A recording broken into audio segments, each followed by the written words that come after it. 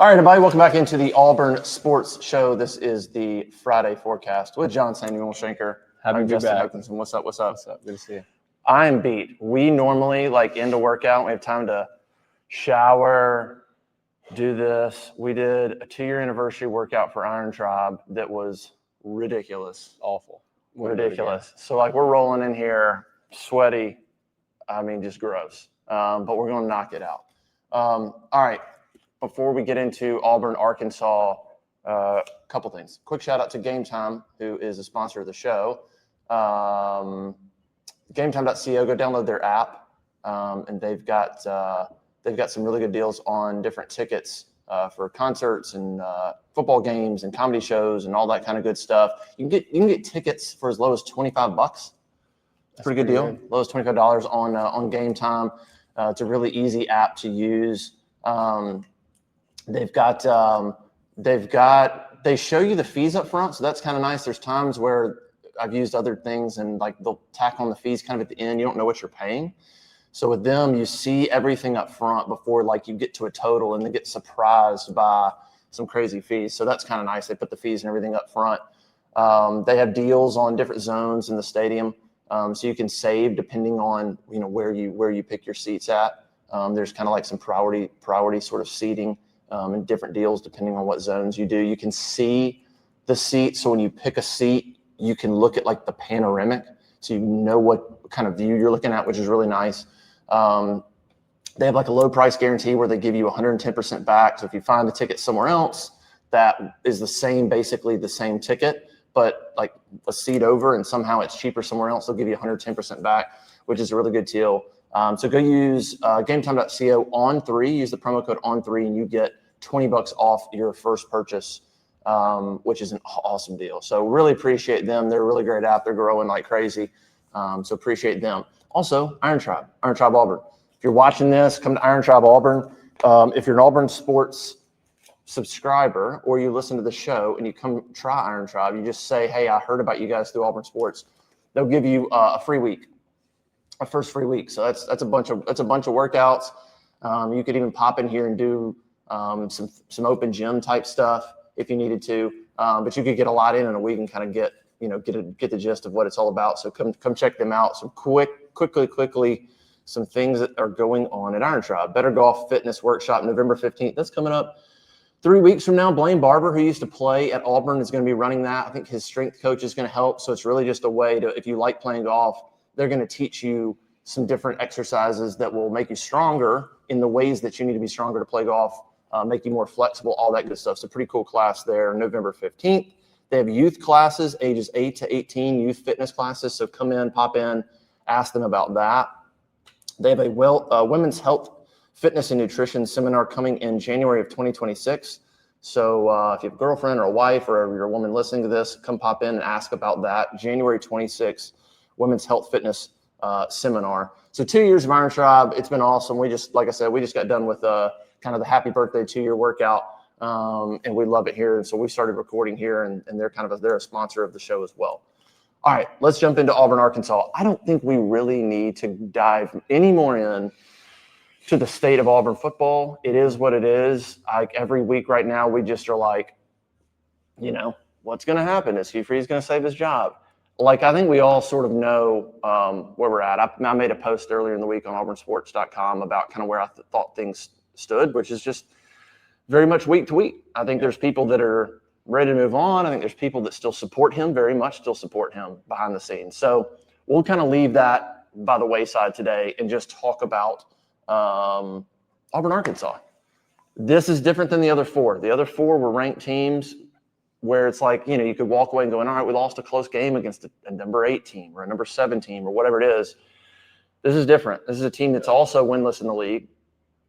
Interim coach, although it's Bobby Petrino, it's hard to look at them with an interim coach. Petrino's been around. It's not like a normal situation, I don't think, where it's this interim coach who's never been a coach before and the program's in turmoil. I don't really look at it that way because Petrino is already the offensive coordinator. So, their offense is humming. Their defense had issues. Their defense kind of still has issues. I think it's going to be a really challenging game. I think the way I sort of view it is Their defense struggles, so you'd like to think that Auburn would go in there, but there's nothing about how Auburn's played offense that makes you think that they're consistent enough to take advantage of anybody. Mm-hmm. And that worries me because I feel like as good as Auburn's defense has played, Arkansas could still score 27 points. And so then you go, even against a struggling Arkansas defense, can Auburn get to 27 on the road or 28? I like legitimately don't know. So I think it's just going to be, you factor in kind of where the locker room might be, and it just feels like an absolute dogfight to try to come out of there with a win. I agree. I think, the last 3 or 4 weeks, 20 points has been the mark. Like if we score 20, we win a lot of those games, and that's not really a lot in a football game. And now I agree. I think Arkansas, if you hold Arkansas to less than 25 points, like you have a really good, you should have a good chance of winning because this offense, they have a great quarterback, they have good weapons. Yeah, their defense is struggling, but our offense is also really struggling. So our offense is going to have to win this football game for us to win because to ask a defense to hold them to what they've held these previous 4 teams is probably not realistic. Yeah, it's going to be – Taylor Green's really good. Yeah. They've got good talent. And you're just waiting on – is there that game where the defense just has a down game? Like even Baylor's the worst – it's the worst game Auburn's played defensively because they just missed so many tackles. Right. They played the run well, but certainly got torched through the air a little bit. So I'm just waiting on that game where the defense doesn't play up to snuff. And it gets ugly because, the reality is you look at these games and you go, oh, they're all so close. Well, yeah, because the defense is doing their part more consistently. They're not perfect. They're not perfect by any means. They've given up some drives at times, but it's hard to be super critical of that group when you look at it and you're like, they're top 20 in scoring and they're really good on third down and they're really good in total defense. And they're among the league leaders in sacks and tackles for loss. So they're doing their part. I just you're kind of concerned about, is there a game where they falter? Right. It could happen. I don't bank on it because I think that group's got a lot of pride and DJ Durkin is coaching his butt off. So I don't know, man. Taylor Green's one of those players that you could do everything right and he could just take off and start torching you and just make your life miserable. Yeah, and in that A&M game last week that they played, I know that's a rivalry, but they played them really well. Mm-hmm. And to go there and to do what they did, maybe there's new life there and guys are playing more free, and that typically happens when you have a coaching change. Guys just kind of play more free and loose and enjoy the game a little more. And you saw that A&M has a great defense, and they put up 35 points. So the offense, I think, has to come out in order for Auburn to win this game. By no means will this be an easy game.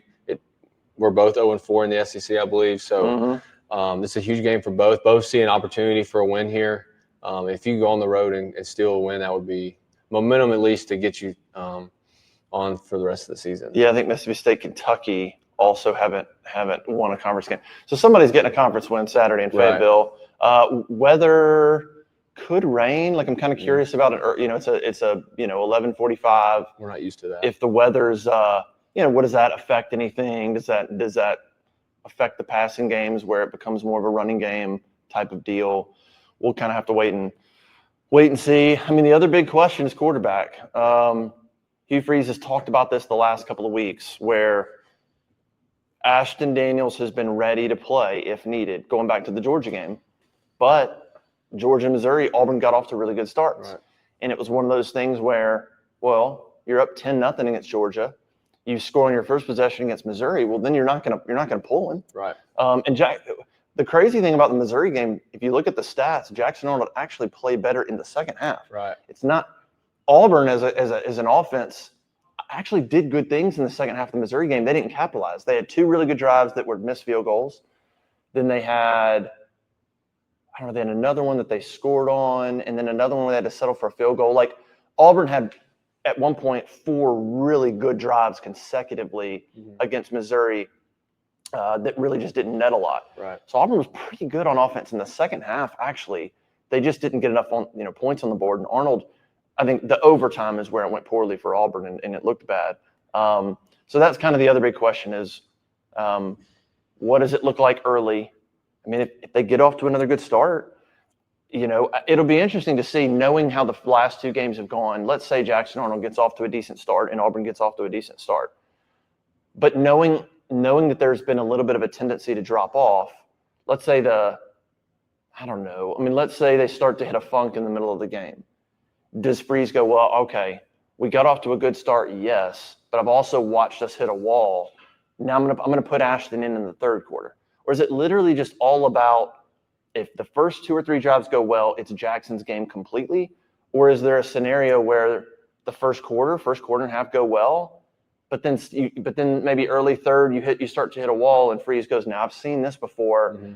All right, we got off to a good start, fine, but I'm still going to go ahead and put Ashton in the third quarter. How do you look at that? Is it like if it gets off to a good start, it's got to be Jackson's game the whole time, or is there a point middle of the game where if it hit a few bad drives, you'd go, all right, you got us off to a good start, but now we're stalling. Now I'm going to put Ashton in. How would you sort of handle that? Yeah, I just don't.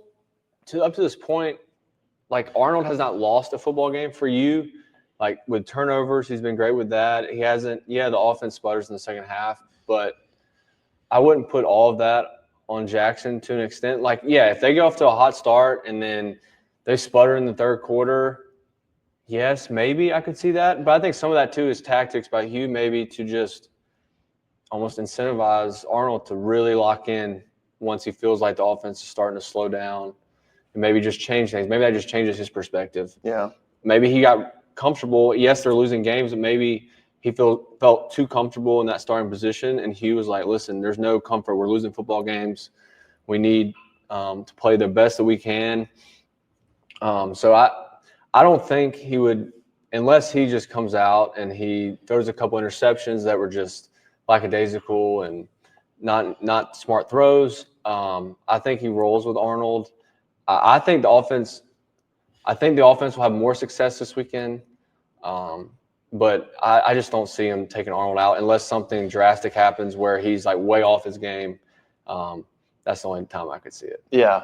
I mean, yeah, we'll see. I mean, you're back on the road where Auburn's had troubles. The last 2 games have been at home. The energy, I'm not surprised Auburn got off to good starts in those games. This will be different. 11:45. What if it's a little chilly? What if it's raining a little bit?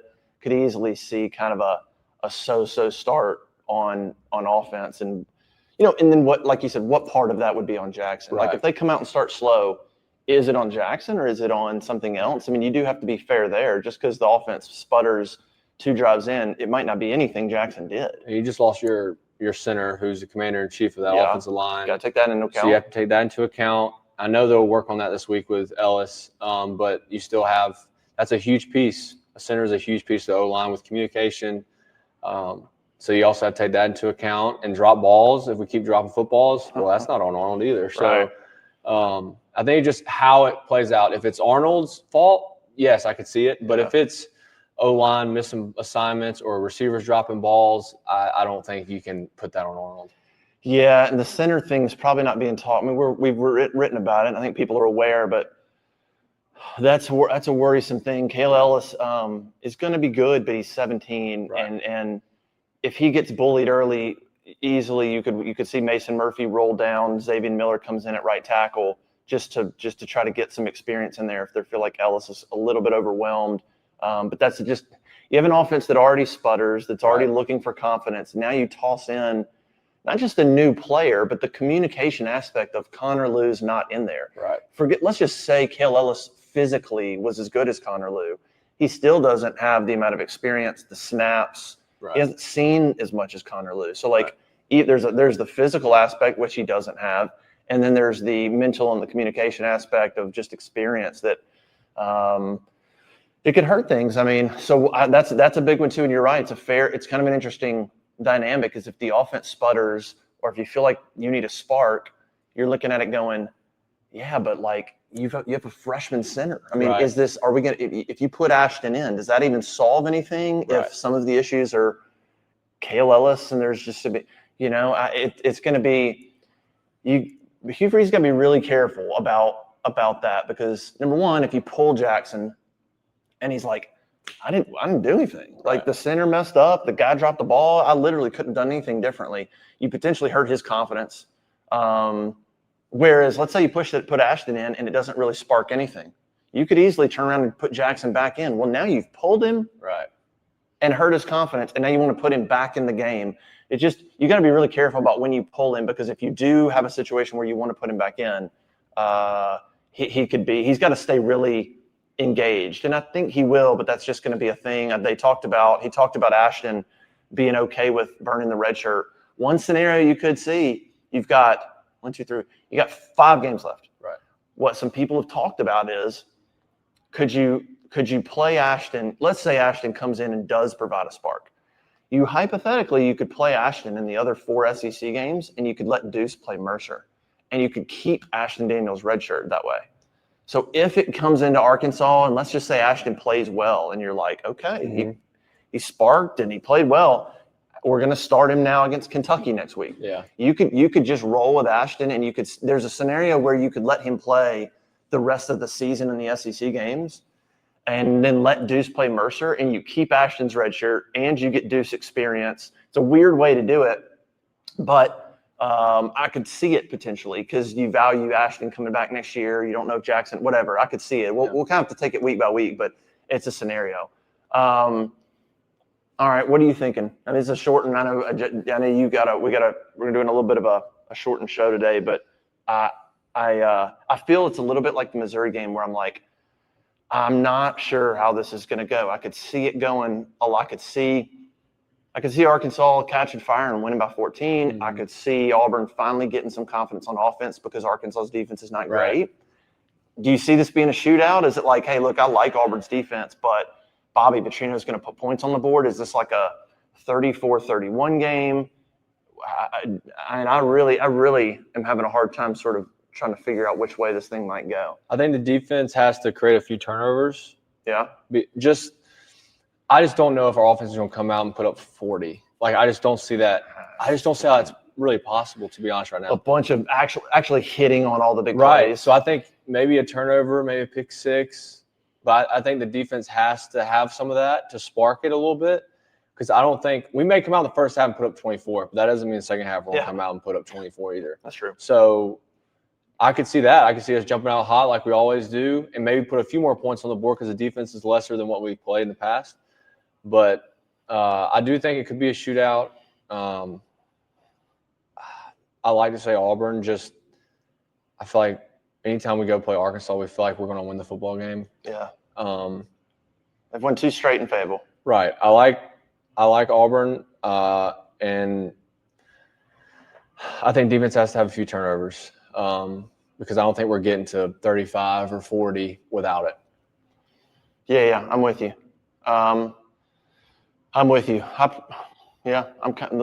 go that. I mean, I think you're right. I think a few turnovers would be huge, which you can get from Taylor Green. I think you could get. I mean, you got him a couple last week. Yep. You can make that happen. Pretty much going to be Jeremiah Cobb again. Darrell Robinson's still not back enough, I think, to really be any kind of contributor. So it'll be the Jeremiah Cobb show. It's just unknown. If you put Ashton in, what the heck does that look like? There's just some unknown right now with how this thing will play out. I think Arkansas is going to be plenty motivated. They played A&M close. They played Tennessee competitive. Yeah. And look, Petrino, we know the history. If you don't think Petrino would love to come out here and put 40 on the board and just like really stick it to Auburn, and show that, hey, I'm the offensive mind in this game, not Hugh Freeze, although that doesn't take a lot of convincing at this point.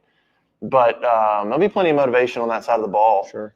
They're playing a little bit more free. Like, they fired their coach. They're kind of just out there trying to salvage their season and play free. Yeah. All the pressure's on Auburn. They're the ones feeling all the pressure right now. So it's one of those where you just go in and you just try to grind it out. It's just going to be a mental battle to just close a game out. Yep. Let's say they get a couple turnovers, but I do think there's going to be some points scored. I think Auburn's defense is good, but I think Arkansas is going to get to 24-27. I'd like to think that they don't get over 30. I would like to think Auburn's defense can hang in there more than that, but I do think 24 or 27 on the board for Arkansas is very realistic. Yeah. So I don't know. Let's go 30-24 Auburn. Get a turnover or two in a tight one. Maybe defense makes a play late, something like that. And they come out there with a win. And they just need a win. The guys just need a win, man. No matter what you think about what direction Auburn should go, you should just – this team deserves to come out of a game and go, finally. They really do deserve it. I All agree. right.